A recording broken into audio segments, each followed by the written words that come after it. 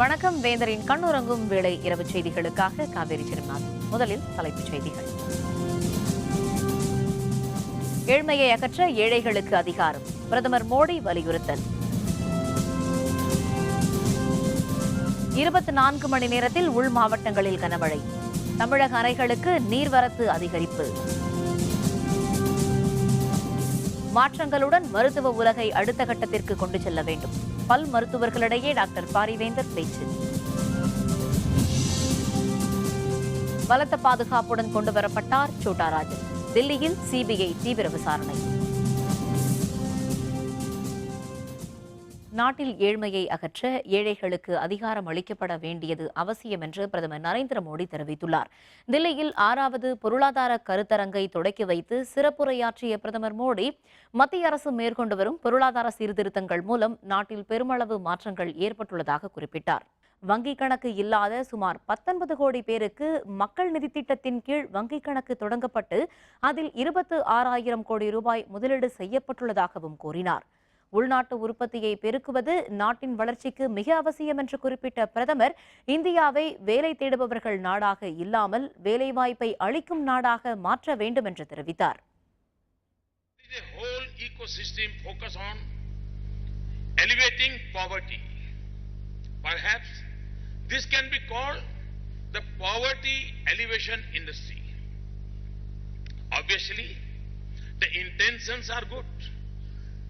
Well-designed schemes and subsidies do have an important place, but empowering the poor is far more effective than empowering the poverty alleviation industry. தற்கொலை செய்து கொண்ட பஞ்சாப் மாநில விவசாயியின் குடும்பத்தினருக்கு வேலைவாய்ப்பு பெற்றுத்தர நடவடிக்கை மேற்கொள்ளப்படும் என காங்கிரஸ் துணைத் தலைவர் ராகுல் காந்தி தெரிவித்துள்ளார். பஞ்சாப் மாநிலத்திற்கு 2 நாள் பயணமாக சென்ற ராகுல் காந்தி தல்வாண்டி குருத்வாராவில் நடைபெற்ற சிறப்பு வழிபாட்டில் கலந்து கொண்டார். விவசாயம் பொய்த்து போனதால் தற்கொலை செய்து கொண்ட ஜக்தேவ் சிங் குடும்பத்தினரை ராகுல் சந்தித்து ஆறுதல் தெரிவித்தார். மேலும் ஃபரீத்கோட் மாவட்டத்தில் காவல்துறையினர் நடத்திய துப்பாக்கிச் சூட்டில் உயிரிழந்தவர்களின் குடும்பத்தினரையும் அவர் சந்தித்து ஆறுதல் கூறினார். தமிழகத்தின் கடலோர மற்றும் உள் மாவட்டங்களில் அடுத்த 24 மணி நேரத்தில் கனமழை பெய்யும் என்று சென்னை வானிலை ஆய்வு மையம் தெரிவித்துள்ளது. சென்னையில் செய்தியாளர்களுடன் பேசிய வானிலை ஆய்வு மைய இயக்குநர் SR ரமணன், தென்மேற்கு வங்கக்கடலில் ஏற்பட்டுள்ள மேலடுக்கு சுழற்சி காரணமாகவே தமிழகத்தில் பரவலாக மழை பெய்து வருவதாக தெரிவித்தார்.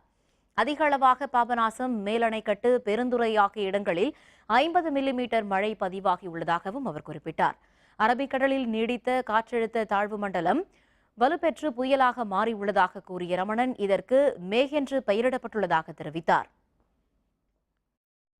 தென்மேற்கு வங்கக்கடல் பகுதியில் நிலவி வந்த அந்த மேலடுக்கு சுழற்சியானது அதே இடத்தில் நீடிக்கின்றது. இந்த மேலடுக்கு சுழற்சியின் காரணமாக கடந்த 24 மணி நேரத்தில் ஒரு சில இடங்களில் மழை பெய்துள்ளது.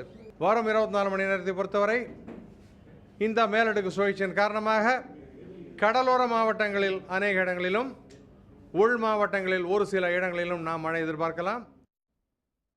காவிரி நீர்பிடிப்பு பகுதிகளில் தொடர்ந்து மழை பெய்து வருவதால் மேட்டூர் அணையின் நீர்மட்டம் ஒரே நாளில் 4 அடி உயர்ந்துள்ளது. மேட்டூர் அணைக்கு வரும் நீர்வரத்து 40,261 கனஅடியாக அதிகரித்துள்ளது. தொடர்ந்து நீர்வரத்து அதிகரித்து வருவதால் அணையின் நீர்மட்டமும் உயர்ந்து வருகிறது. டெல்டா மாவட்டங்களில் மழை பெய்து வருவதால் பாசனத்திற்காக திறந்துவிடப்படும் தண்ணீர் 500 கனஅடியாக குறைக்கப்பட்டுள்ளது. அணையின் நீர்மட்டம் 70.96 அடியாகவும் நீர் இருப்பு 33.52 TMC-ஆகவும் உள்ளது. வடகிழக்கு பருவமழை காரணமாக ஈரோடு மாவட்டம் பவானிசாகர் அணை நீர்பிடிப்பு பகுதிகளில் கனமழை பெய்து வருகிறது. கடந்த 31ஆம் தேதி முதல் பவானிசாகர் அணைக்கு நீர்வரத்து அதிகரித்துள்ளதால் அணையின் நீர்மட்டம் 61 அடியாக உயர்ந்துள்ளது. அணையின் முழு கொள்ளளவான 105 அடி. இன்று காலை நிலவரப்படி அணைக்கு வினாடிக்கு 5,944 கனஅடி நீர் வந்து கொண்டிருக்கிறது. அணையின் நீர்மட்டம் 6 நாட்களில் 5 அடி உயர்ந்துள்ளதால் விவசாயிகள் மகிழ்ச்சி அடைந்துள்ளனர். இதேபோல் கர்நாடக அணைகளில் இருந்து தமிழகத்திற்கு உபரி நீர் திறந்துவிடப்படுவதால் தமிழக எல்லையான பிலிகுண்டுலுவிற்கு வரும் நீர்வரத்து 30,000 கனஅடியில் இருந்து 50,000 கனஅடியாக அதிகரித்துள்ளது. தொடர்ந்து நீர்வரத்து அதிகரித்து வருவதால் காவிரி கரையோரங்களில் உள்ள மாறுகொட்டாய், ஊட்டமலை, ஏமனூர் உள்ளிட்ட கிராமங்களுக்கு வெள்ள அபாய எச்சரிக்கை விடப்பட்டுள்ளது. ஒகேனக்கலில் வெள்ளப்பெருக்கு ஏற்பட்டுள்ளதால் அருவியில் குளிப்பதற்கும் ஒகேனக்கல் ஆற்றில் பரிசல் இயக்குவதற்கும் தருமபுரி மாவட்ட நிர்வாகம் தடை விதித்துள்ளது. நீலகிரி மாவட்டத்தில் மின் உற்பத்திக்காக முக்குருத்தி, அப்பர் பவானி, போர்த்திமந்து, பார்சன்ஸ்வேலி, அவலாஞ்சி, எமரால், பைக்காரா, பில்லூர் ஆகிய அணைகள் உள்ளன.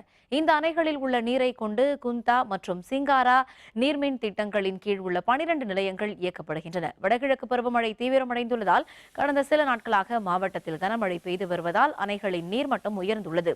இதனால் மின் உற்பத்தியும் அதிகரிக்கும் வாய்ப்பு ஏற்பட்டுள்ளது.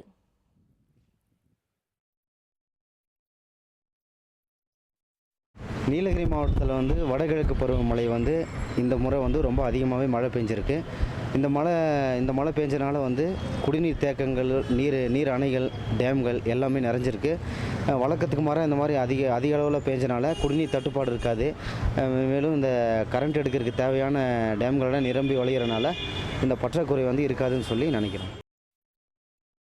மதிமுக பொதுச் செயலர் வைகோவின் தாயார் மாரியம்மாள் உடல்நலக்குறைவால் இன்று காலமானார். அவருக்கு வயது 96.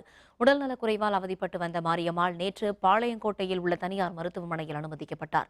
தீவிர சிகிச்சை அளிக்கப்பட்டு வந்த நிலையில் இன்று காலையில் மூச்சு திணறல் ஏற்பட்டு அவர் உயிரிழந்தார். தகவல் அறிந்து வந்த வைகோ தாயாரின் உடலுக்கு அஞ்சலி செலுத்தினார். தொடர்ந்து மாரியம்மாளின் உடல் அவரது சொந்த ஊரான கலிங்கப்பட்டிக்கு எடுத்துச் செல்லப்பட்டது. மாரியம்மாள் இறுதிச் சடங்குகள் நாளை காலையில் நடைபெறும் என்று தெரிவிக்கப்பட்டுள்ளது. வைகோவின் தாயார் மறைவுக்கு தமிழக முதல்வர் ஜெயலலிதா, திமுக தலைவர் கருணாநிதி, இந்திய ஜனநாயக கட்சியின் நிறுவனர் தலைவரான டாக்டர் பாரிவேந்தர் உள்ளிட்டோர் இரங்கல் தெரிவித்துள்ளனர்.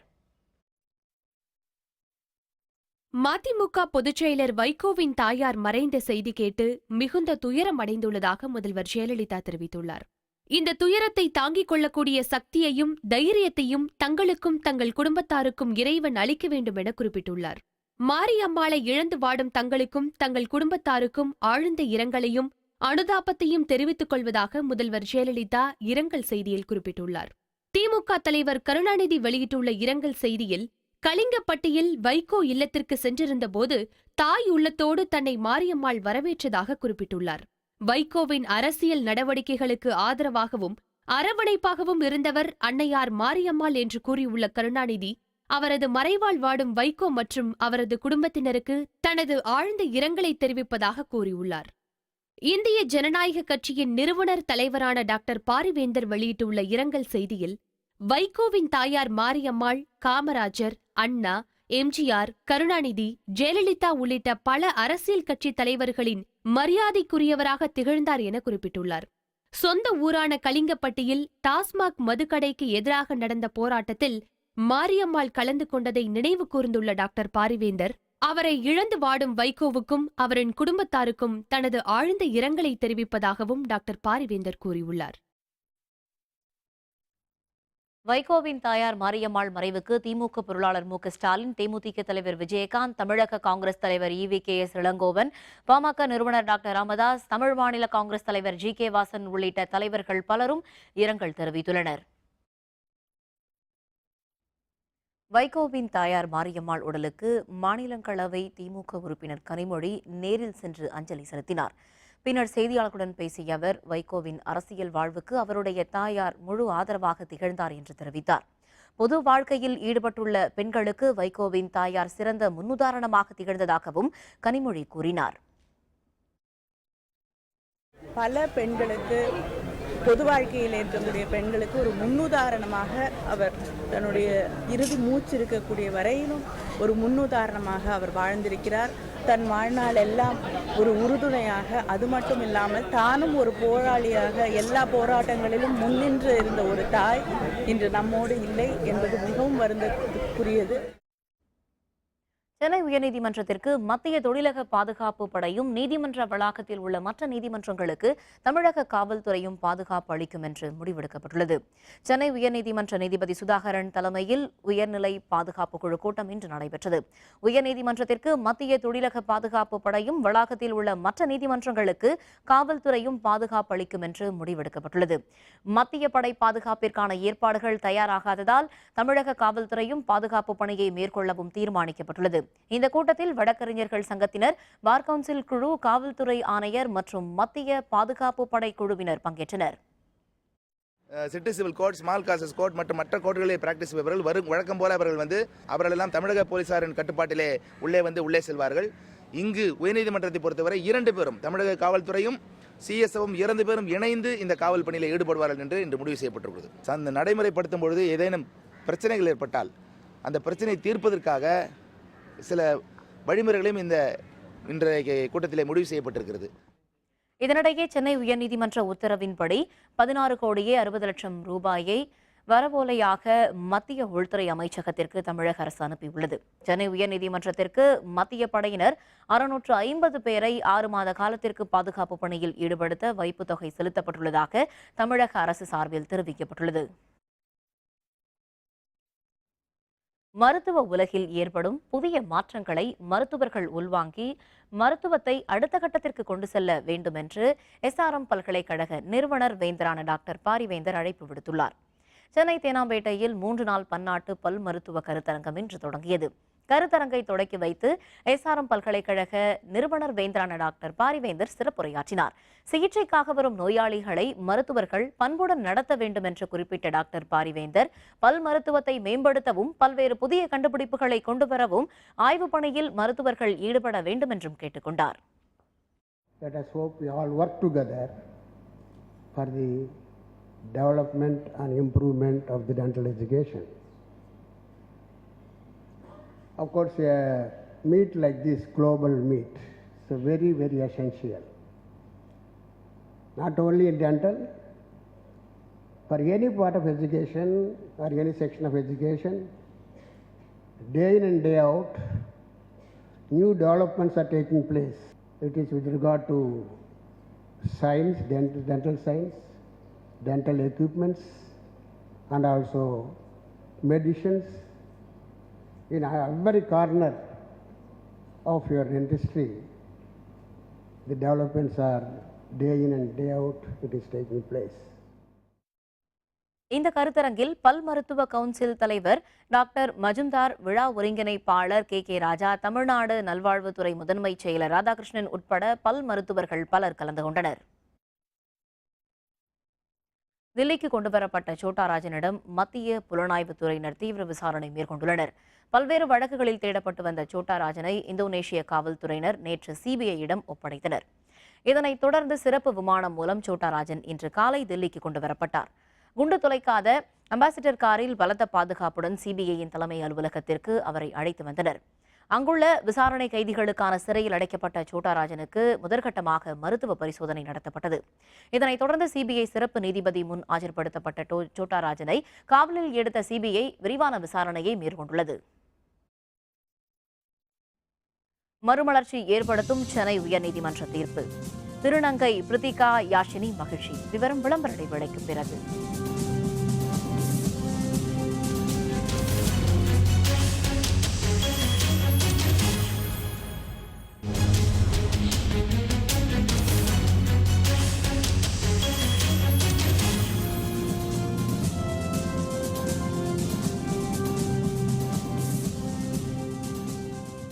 செய்திகள் தொடர்கின்றன.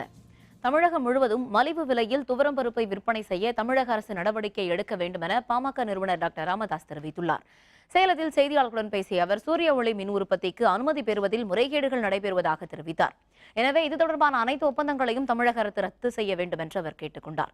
குறிப்பிட்ட மாவட்டங்களில் மட்டுமே மலிவு விலையில் பருப்பு விற்கப்படுவதாகவும் டாக்டர் ராமதாஸ் தெரிவித்தார். புதுச்சேரி முதல்வர் ரங்கசாமியின் தாயார் பாஞ்சாலி அம்மாள் உடல்நலக்குறைவு காரணமாக இன்று மாலை காலமானார். அவருக்கு வயது 95. கடந்த ஒரு வாரமாக புதுச்சேரி அரசு மருத்துவக் கல்லூரி மற்றும் மருத்துவமனையில் சிகிச்சைக்காக அவர் அனுமதிக்கப்பட்டிருந்தார்.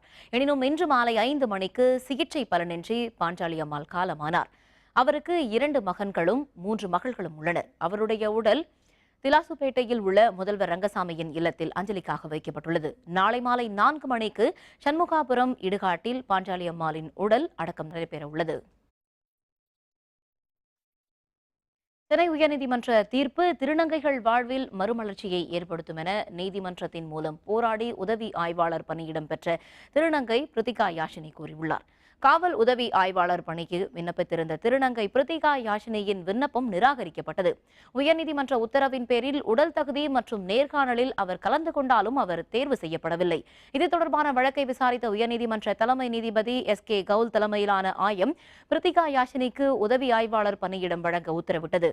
திருநங்கைகளை 3ஆம் பாலினம் என்ற பிரிவில் வேலைக்கு எடுக்க வேண்டும் என்றும் தெரிவித்தது. தீர்ப்பு பற்றி செய்தியாளர்களுடன் பேசிய பிரித்திகா யாஷினி திருநங்கைகள் வாழ்வில் மறுமலர்ச்சி ஏற்படுத்தும் வகையில் தீர்ப்பு அமைந்துள்ளதாக குறிப்பிட்டார். இந்தியாவிலேயே முதல் முறையாக ஒரு திருநங்கை காவல் உதவியாளராக பணியேற்க போகிறேன்னு நினைக்கிறதுல எனக்கு ரொம்ப பெருமையாக இருக்குது. அது மட்டும் இல்லாமல் இந்த ஸ்பெசிஃபிக்காக எனக்கு மட்டும் ஒரு சீட் அலாட் பண்ண சொல்லி எனக்கு கோர்ட்டில் ஆர்டர் போடுற உயர்நீதிமன்ற தலைமை நீதிபதிக்கு என்னுடைய சிரம் தாழ்ந்த நன்றியை தெரிவிச்சுக்கிறேன். இந்த நேரத்தில் இந்த வெற்றி எனக்கு கிடைச்ச வெற்றியாக இல்லாமல் என்னுடைய திருநங்கை சமுதாயத்திற்கு கிடைத்திருக்கக்கூடிய ஒரு மிகப்பெரிய வெற்றி. சென்னை உயர்நீதிமன்ற தீர்ப்பினை திருநங்கைகள் வரவேற்றுள்ளனர். இந்த தீர்ப்பின் மூலம் சமுதாயத்தில் தங்களுடைய மதிப்பு உயரும் என்றும் இந்த தீர்ப்பு தமிழகத்திற்கே பெருமை அளிக்கும் தீர்ப்பு என்றும் அவர்கள் தெரிவித்துள்ளனர். எங்களுக்கு ரொம்ப சந்தோஷமாக இருக்குது. இது திருநங்கைகளுக்கே ஒரு வெற்றியாக நாங்கள் நினைக்கிறோம். நீதிபதி கவுல் அவர்களுக்கு எங்களோட மனமார்ந்த நன்றி. ஆக்சுவலி இப்போது ஆல் ஓவர் இந்தியாவிலேயே ஒரு முதல் திருநங்கை தமிழ்நாட்டில் தேர்ந்தாயிருக்கிறது வந்துட்டு நம்ம தமிழ்நாட்டுக்கு தான் பெருமை, தமிழ்நாடு அரசாங்கத்துக்கு பெருமை. மேலும் மேலும் திருநங்கைகள் அரசுலேயும் சரி ப்ரைவேட்லேயும் மேலும் மேலும் ஒன்று எங்களோட ஆசை. ரொம்ப ரொம்ப ஹாப்பி. ஏன்னா பிகாஸ் வந்து மற்ற ஸ்டேட்டில் எதுவுமே ஏற்றுக்காம போது நம்ம கவர்மெண்ட் நம்மளை ஏற்றுக்கிட்டு ஒரு காலம் கொடுத்துருக்கு. இது ரொம்ப ரொம்ப சந்தோஷமான விஷயம். திருநங்கைகளுக்கு வந்து இந்த நாள் வந்து யாரும் மறக்க மாட்டாங்க, ரொம்ப என்கரேஜ் பண்ணுவாங்க. மக்கள் கலை இலக்கிய கழக பாடகர் கோவனை 2 நாட்கள் காவலில் எடுத்து விசாரிக்க குற்றப்பிரிவு காவல்துறைக்கு சென்னை பெருநகர நீதிமன்றம் அனுமதி வழங்கியுள்ளது. தமிழகத்தில் முழு மதுவிலக்கை வலியுறுத்தி பாடிய கோவன் கடந்த 30ஆம் தேதி கைது செய்யப்பட்டார். இதற்கு பல்வேறு அமைப்பினர் எதிர்ப்பு தெரிவித்து வரும் நிலையில் இன்று சென்னை பெருநகர குற்றவியல் நீதிமன்றத்தில் கோவன் ஆஜர்படுத்தப்பட்டார். கோவனை 5 நாட்கள் காவலில் விசாரிக்க அரசு தரப்பு வழக்கறிஞர் அனுமதி கோரினார். இருதரப்பு வாதங்களையும் கேட்ட நீதிபதி கணேசன் 2 நாட்கள் காவலில் எடுத்து கோவனை விசாரிக்க தமிழக குற்றப்பிரிவு காவல்துறையினருக்கு அனுமதி அளித்தார். தீபாவளி திருநாளையொட்டி சொந்த ஊர்களுக்கு செல்பவர்களுக்காக சிறப்பு பேருந்துகள் சென்னை கோயம்பேட்டில் இருந்து இன்று முதல் இயக்கப்படுகின்றன. இது பற்றிய விவரங்களை தருகிறார் செய்தியாளர் கோபிநாத். தீபாவளி திருநாளை முன்னிட்டு சென்னை கோயம்பேடு பேருந்து நிலையத்திலிருந்து வெளி மாநிலங்கள் மற்றும் வெளி மாவட்டங்களுக்கு செல்லும் சிறப்பு பேருந்துகள் இன்று காலை முதல் இயக்கப்பட்டு வருகின்றன. இதற்காக 25 சிறப்பு முன்பதிவு மையங்கள் அமைக்கப்பட்டு பயணிகளுக்கு பயணச்சீட்டு வழங்கப்பட்டு வருகின்றன. கூட்ட நெரிசலில் திருட்டு சம்பவம் ஏதும் நடைபெறாமல் இருப்பதற்காக ஆங்காங்கே காவல்துறையினர் பாதுகாப்பு பணியில் ஈடுபடுத்தப்பட்டு வருகின்றனர். மேலும் பயணிகளுக்கு வசதியாக கோயம்பேடு பேருந்து நிலைய வாயிலில் சிறப்பு வழிகாட்டி பதாகைகள் அமைக்கப்பட்டுள்ளன. மேலும் ஆங்காங்கே சிறப்பு விசாரணை மையங்களும் பயணிகளின் வசதிக்கேற்ப அமைக்கப்பட்டுள்ளன. பஸ்ஸு கிடைக்காதுன்னு நினச்சி பயங்கர கூட்டமாக இருக்கும் அப்படின்ற கண்டிஷனில் வந்தோம். ஆக்சுவலாக என்னால் புக் பண்ண முடியல. சரி போனாட்டு சிரமமாக இருக்கும்னு நினச்சி வந்தோம். பஸ்ஸுக்கு நிறையா வந்து கோயம்பேடு பஸ் ஸ்டாண்டில் நிறையா இருக்குது. அதனால் பதட்டம் இல்லாத பொறுமையாக எல்லாம் குடும்பத்தோடு சந்தோஷமாக ஊருக்கு போய் வர ஒரு சாதகமான சூழ்நிலை இப்போ அமைஞ்சிருக்கு. ரிசர்வ் பண்ணி கிளம்பி போயிட்டுருக்கோம். லாஸ்ட் டைம் பார்த்தீங்கன்னா நான் வர்றப்ப இந்த மாதிரி எந்த ஸ்பெஷல் எதுவுமே இல்லை. இந்த டைம் பார்த்தீங்கன்னா பேசஞ்சருக்காக வந்து நிறையா வந்து ஸ்பெஷல் இதெல்லாம் பண்ணியிருக்காங்க. எந்தெந்த பிளாட்ஃபார்மில் எந்தெந்த பஸ்ஸு நிற்கிது, எந்தெந்த பேசஞ்சர் எங்கெல்லாம் போகலாம் அப்படின்னு போட்டிருக்காங்க. இது ரொம்ப யூஸ்ஃபுல்லாக இருக்குது பேசஞ்சருக்கு. அதிகப்படியான பேருந்துகள் இயக்கப்படுவதால் மக்கள் சிரமமின்றி பயணத்தை மேற்கொண்டு வருகின்றனர். வேந்தர் செய்திகளுக்காக சென்னையிலிருந்து கோபிநாத். தீபாவளியையொட்டி திருப்பூரில் இருந்து தமிழகத்தின் பல்வேறு பகுதிகளுக்கு 600 சிறப்பு பேருந்துகள் இயக்கப்பட்டு வருகின்றன. திருப்பூர் புதிய பேருந்து நிலையம் மற்றும் பழைய பேருந்து நிலையங்களில் கூட்ட நெரிசலை தவிர்க்கவும் பயணிகளை ஒழுங்குபடுத்தவும் தடுப்புகள் அமைக்கப்பட்டுள்ளன. கோவை கோட்டத்தில் இருந்து 300 பேருந்துகளும், கும்பகோணம் கோட்டத்தில் இருந்து 80 பேருந்துகளும், திருநெல்வேலி கோட்டத்தில் இருந்து 120 பேருந்துகளும் இயக்கப்பட்டு வருகின்றன. கடந்த ஆண்டை விட இந்த ஆண்டு தென் மாவட்டங்களுக்கு 100 பேருந்துகள் கூடுதலாக இயக்கப்படுவதால் தொழிலாளர்களும் மக்களும் மகிழ்ச்சி அடைந்துள்ளனர். பயணிகள் கூட்டம் அதிகமாக இருக்குன்ட்டு தீபாவளி பண்டிகைக்காக வந்து கவர்மெண்ட் சார்பில் வந்து தடுப்பணை இதெல்லாம் கட்டி லைனில் போகிறதுக்காக ஏற்பாடெல்லாம் பண்ணி கொடுத்துருக்குறாங்க. அது சந்தோஷத்துக்கான விஷயந்தான். இருந்தாலும் பார்த்தீங்கன்னா மழை காலங்காட்டி தென் மாவட்டங்கள் போகக்கூடியவங்களாம் ரொம்ப நேரம் லைனில் நிற்க வேண்டியது இருக்கும். குழந்தைகளை வச்சுட்டு நிற்பாங்க. அதுக்கு வந்து மழை வர்றதுக்கு தடுப்பு மேலேருந்து தடுக்கிறதுக்கு மாதிரி கூரைகள்லாம் பொறுப்பு கொடுத்துருந்தாங்கன்னா இன்னும் நல்லா இருந்திருக்கும். திருப்பூரில் வேலை செஞ்சுட்டு இருக்கிறேன். சொந்த ஊர் புதுக்கோட்டை. தீபாவளிக்காக ஊருக்கு போகிறதுக்கு வந்திருக்கிறோம். ஊருக்கு போகிறோம், அதுக்காக பஸ் வந்திருக்கிறோம். திருப்பூர் பஸ் தான் ரொம்ப நல்லா பண்ணி கொடுத்துருக்குறாங்க. திருநெல்வேலி மற்றும் தூத்துக்குடி மாவட்டங்களில் சாகுபடிக்காக பாபநாசம் அணையில் இருந்து இன்று தண்ணீர் திறந்துவிடப்பட்டது. இரு மாவட்டங்களிலும் பாசன வசதிக்காக பாபநாசம், சேர்வலாறு மற்றும் மணிமுத்தாறு அணைகளில் இருந்து தண்ணீர் திறந்துவிட முதல்வர் ஜெயலலிதா உத்தரவிட்டிருந்தார். இதன்படி பாபநாசம் அணையில் இருந்து திருநெல்வேலி மாவட்ட ஆட்சியர் மு. கருணாகரன் இன்று தண்ணீரை திறந்துவிட்டார். இந்த நிகழ்ச்சியில் பொதுப்பணித்துறை, வேளாண் துறை அலுவலர்கள் மற்றும் விவசாயிகள் கலந்து கொண்டனர். இதேபோன்று மணிமுத்தாறு மற்றும் சேர்வலாறு அணைகளிலும் பாசனத்திற்காக தண்ணீர் திறந்துவிடப்பட்டது.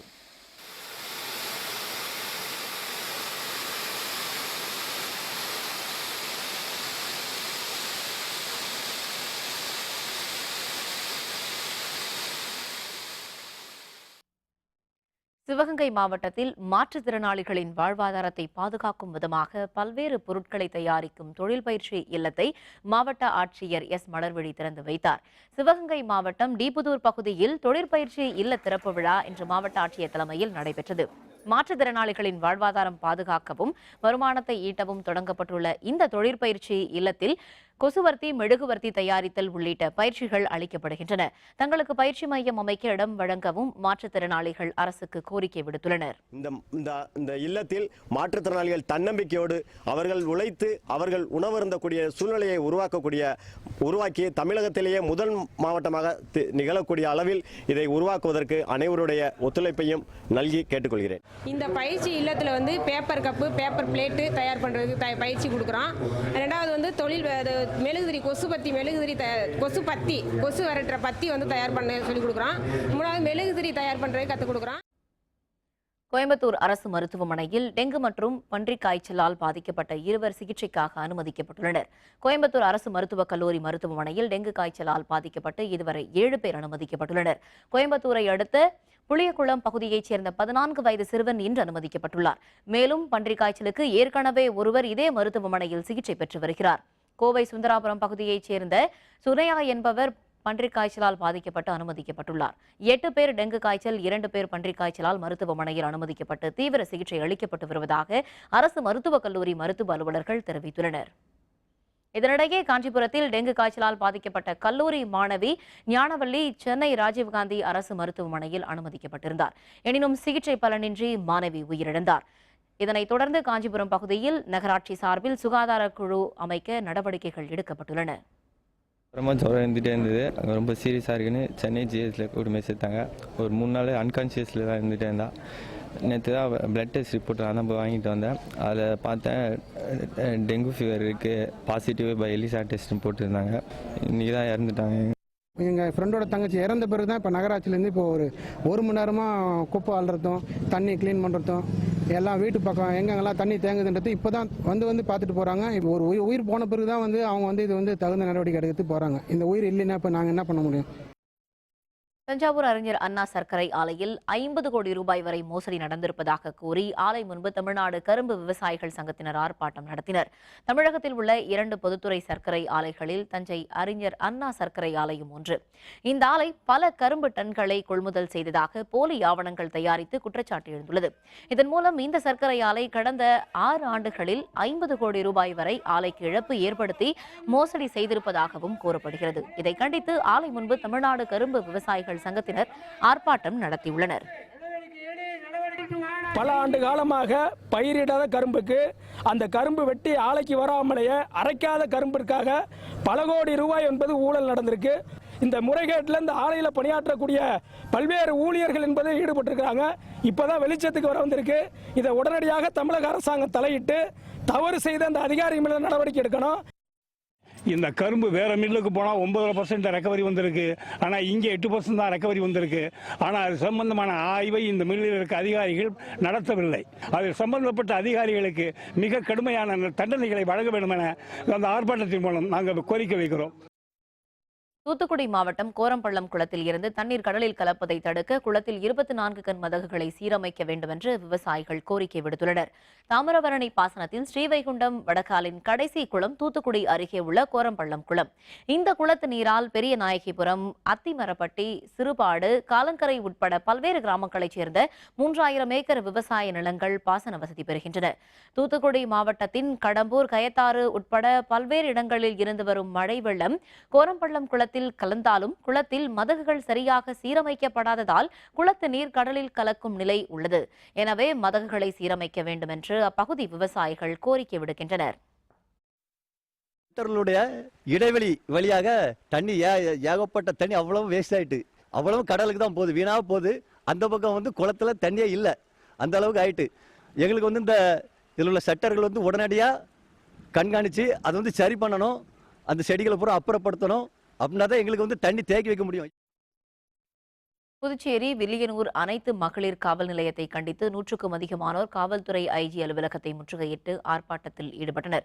புதுச்சேரியை அடுத்த வில்லியனூரில் அனைத்து மகளிர் காவல் நிலையம் உள்ளது. இங்குள்ள பெண் காவலர்கள் பதிவு செய்யப்படும் புகார்களை முறையாக விசாரிக்காமல் கட்ட பஞ்சாயத்து செய்து லஞ்சம் பெறுவதாக குற்றச்சாட்டு எழுந்துள்ளது. இதை கண்டித்து கிராமப்புற மக்கள் பாதுகாப்பு என்ற அமைப்பைச் சேர்ந்த 100கணக்கானோர் நேரு சதுக்கத்தில் இருந்து ஊர்வலமாக வந்து ஐஜி அலுவலகத்தை முற்றுகையிட்டனர். அவர்களிடம் அமைதி பேச்சு நடத்திய காவல்துறையினர் ஐஜி அலுவலகத்தில் புகார் மனு அளிக்க செய்தனர். சிவகங்கையில் புனித காணிக்கை அன்னை அருட்சகோதரிகள் சபை சார்பில் துறவற ஆண்டை கொண்டாடும் 3 நாள் நிகழ்ச்சி தொடங்கியுள்ளது. போப் பிரான்சிஸ் வரும் 30ஆம் தேதி முதல் அடுத்த ஆண்டு பிப்ரவரி 2ஆம் தேதி வரை உள்ள காலத்தை துறவற ஆண்டாக கொண்டாட உத்தரவிட்டுள்ளார். கடந்த காலத்தை நன்றியுடன் நினைப்பது, நிகழ்காலத்தை ஆர்வத்துடன் வாழ்வது, எதிர்காலத்தை நம்பிக்கையோடு அரவணைப்பது துறவற ஆண்டின் நோக்கமாகும். இதன்படி சிவகங்கையில் புனித காணிக்கை அன்னை அருட்சகோதரிகள் சபை சார்பில் துறவற ஆண்டை கொண்டாடும் 3 நாள் நிகழ்ச்சி தொடங்கியுள்ளது. இந்நிகழ்ச்சியில் 37 ஊர்களைச் சேர்ந்த 300க்கும் மேற்பட்ட புனித காணிக்கை அன்னை அருட்சகோதரிகள் பங்கேற்று வருகின்றனர். அருட்சகோதரிகள் இங்கு அமைந்துள்ள ஆன்மீக கண்காட்சி அனைவரையும் கவர்ந்து வருகிறது. இன்றைய காலகட்டத்தில் இறை அழைத்தல் மிகவும் குறைந்து வருகின்ற காரணத்தினாலும் இன்னும் துறவரத்தார் செய்கின்ற பணி அர்த்தமுள்ளதாகி மக்களுக்கு பயனளிக்கும் வகையிலும் இந்த துறவற ஆண்டு விழா கண்காட்சியை நாங்கள் தொடங்கி வைத்துள்ளோம். திருச்சி மாவட்டம் ஸ்ரீரங்கம் அருள்மிகு அரங்கநாதர் திருக்கோவில் மகா சம்பரோக்ஷணம் தேதி மாற்றப்பட்டுள்ளதாக கோவில் நிர்வாகம் அறிவித்துள்ளது. ஸ்ரீரங்கம் அருள்மிகு அரங்கநாதர் திருக்கோவிலின் முதற்கட்ட சம்பரோக்ஷணம் செப்டம்பர் மாதம் 9ஆம் தேதி நடைபெற்றது. 2ஆம் கட்ட சம்பரோக்ஷணம் வரும் 23ஆம் தேதி நடைபெற உள்ளதாக கோவில் நிர்வாகம் ஏற்கனவே அறிவித்திருந்தது. இதனிடையே டிசம்பர் 10ஆம் தேதி ஏகாதசி திருவிழா தொடங்குகின்றது. 21ஆம் தேதி பரமபத வாசல் திறப்பு நடைபெற உள்ளது. இதனால் அருள்மிகு அரங்கநாதர் திருக்கோவில் 2ஆம் கட்ட சம்பரோக்ஷணம் முன்னதாகவே வரும் 18ஆம் தேதி நடைபெறும் என கோவில் நிர்வாகத்தினர் தெரிவித்துள்ளனர். கும்பாபிஷேகத்தினுடைய பணிகள் நவம்பர் 23ஆம் தேதி என்று அச்சிடப்பட்டு அழைப்பிதழெல்லாம் அளிக்கப்பட்டதற்கு பின்னாலே டிசம்பர் மாதம் 10ஆம் தேதி வைகுண்ட ஏகாதசியும் தொடர்ந்து கைசிக புராணம் பாடக்கூடிய 23ஆம் தேதி அந்த விழாவும் வருகின்ற காரணத்தினாலே 18ஆம் தேதி என்று முன்னதாகவே அவர்கள் தேதி வைத்திருக்கிறார்கள். இது வரவேற்கத்தக்க ஒன்று. ஸ்ரீரங்கம் திருக்கோயிலுடைய சம்பரோக்ஷணம் வருகின்ற 23ஆம் தேதி அன்று வைக்கப்பட்டிருந்தது. ஆனால் வைகுண்ட ஏகாதசியினுடைய திருவிழாவினுடைய அடிப்படையை கருதி அதை இப்பொழுது 18ஆம் தேதி அன்று மாற்றி வைத்திருக்கிறார்கள். மக்களெல்லாம் இந்த திருவிழாவை மிகவும் ஆவலுடன் எதிர்பார்க்கிறார்கள். வர இருக்கக்கூடிய 23ஆம் தேதி இந்த கும்பாபிஷேகம் நடக்கிறதா இருந்துச்சு. அன்னைக்கு ரேவதி நட்சத்திரம், பெருமாளுடைய நட்சத்திரம், நாங்கள் அதை ரொம்ப எதிர்பார்த்துக்கிட்டு இருந்தோம். ஆனால் அதுக்கு முன்னாடியே வரக்கூடிய 18ஆம் தேதி திருவோண நட்சத்திரம், அந்த நட்சத்திரத்தில் இந்த தடவை கும்பாபிஷேகம் ஆகிறது எங்களுக்கெல்லாம் உள்ளபடியே மிக்க மகிழ்ச்சியை தருது. தென்னாப்பிரிக்காவுக்கு எதிரான டெஸ்ட் போட்டி 142 ரன்கள் எடுத்து இந்தியா முன்னிலை. விவரம் விளம்பர இடைவேளைக்கு பிறகு.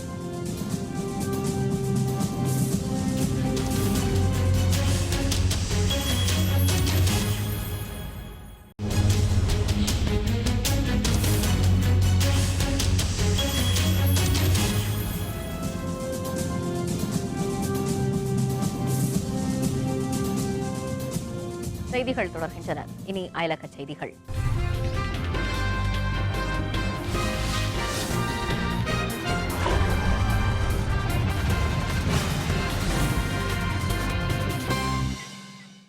சிரியாவில் IS தீவிரவாத அமைப்பு மற்றொரு கிளர்ச்சி குழு மீது வேதியியல் ஆயுதங்களை பயன்படுத்தியதாக குற்றச்சாட்டு எழுந்துள்ளது. சிரியாவில் அதிபர் பஷர் அல் ஆசாத்திற்கு எதிராக IS தீவிரவாதிகள் உட்பட பல்வேறு கிளர்ச்சி குழுக்கள் போர் நடத்தி வருகின்றன. இதில் அலப்போ நகரின் அருகே உள்ள மாரியா பகுதியில் ஒரு கிளர்ச்சி குழு மீது IS தீவிரவாதிகள் சல்பர் மாஸ்டர் ரசாயன ஆயுதங்களை பயன்படுத்தியதை ரசாயன ஆயுதங்களுக்கு எதிரான OPCW அமைப்பு உறுதிப்படுத்தியுள்ளது. இதில் 2 பாதிக்கப்பட்டிருப்பதாகவும் அந்த அமைப்பு தெரிவித்துள்ளது. இதற்கு முன் ஈராக்கில் குர்து போராளிகள் மீது IS தீவிரவாதிகள் நடத்திய ரசாயன தாக்குதலில் 35 போராளிகள் ஏற்கனவே பாதிக்கப்பட்டது குறிப்பிடத்தக்கது.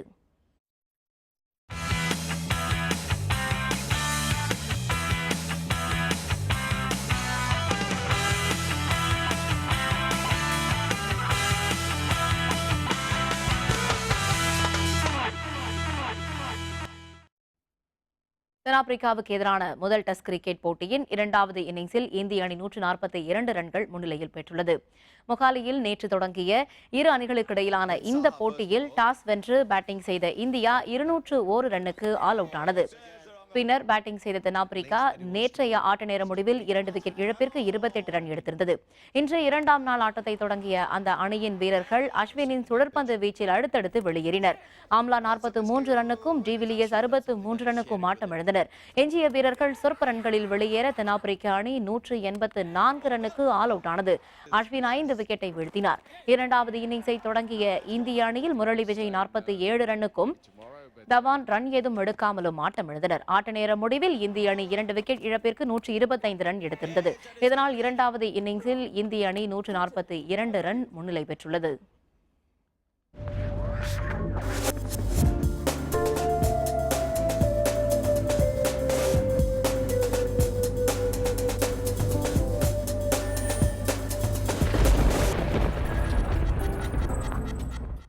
இனி இன்றைய வானிலை நிலவரம். மேலடுக்கு சுழற்சி காரணமாக தென் தமிழகத்தின் பரவலாகவும் உள் மாவட்டங்கள் மற்றும் புதுச்சேரியின் ஒரு சில இடங்களிலும் பரவலாக மழை பெய்ய வாய்ப்புள்ளதாக சென்னை வானிலை ஆய்வு மையம் அறிவித்துள்ளது.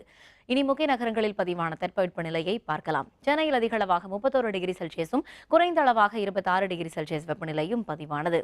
மதுரை அதிக அளவு 32, குறைந்த அளவு 24. கோயம்புத்தூர் அதிக அளவு 30, குறைந்த அளவு 22. திருச்சி அதிக அளவு 31, குறைந்த அளவு 24. திருநெல்வேலி அதிக அளவு 32, குறைந்த அளவு 24. சேலம் அதிக அளவு 32, குறைந்த அளவு 23. புதுச்சேரி அதிக அளவு 32, குறைந்த அளவு 25. வேலூர் அதிக அளவு 32, குறைந்த அளவு 23. உதகை அதிக அளவு 26, குறைந்த அளவு 13. கொடைக்கானல் அதிக அளவு 15, குறைந்த அளவு 11. இனி நாட்டின் பிற நகரங்களின் வெப்பநிலையை பார்க்கலாம். டெல்லி அதிக அளவு 28, குறைந்த அளவு 17. மும்பை அதிக அளவு 34, குறைந்த அளவு 23. கொல்கத்தா அதிக அளவு 34, குறைந்த அளவு 23. ஹைதராபாத் அதிக அளவு 33, குறைந்த அளவு 20. பெங்களூருவில் அதிக அளவாக 28 டிகிரி செல்சியஸ் வெப்பநிலையும் குறைந்த அளவாக 20 டிகிரி செல்சியஸ் வெப்பநிலையும் பதிவாகியுள்ளது. மீண்டும் தலைப்புச் செய்திகள். ஏழ்மையை அகற்ற ஏழைகளுக்கு அதிகாரம், பிரதமர் மோடி வலியுறுத்தல். 24 மணி நேரத்தில் உள் மாவட்டங்களில் கனமழை, தமிழக அணைகளுக்கு நீர்வரத்து அதிகரிப்பு. மாற்றங்களுடன் மருத்துவ உலகை அடுத்த கட்டத்திற்கு கொண்டு செல்ல வேண்டும், பல் மருத்துவர்களிடையே டாக்டர் பாரிவேந்தர் பேச்சு.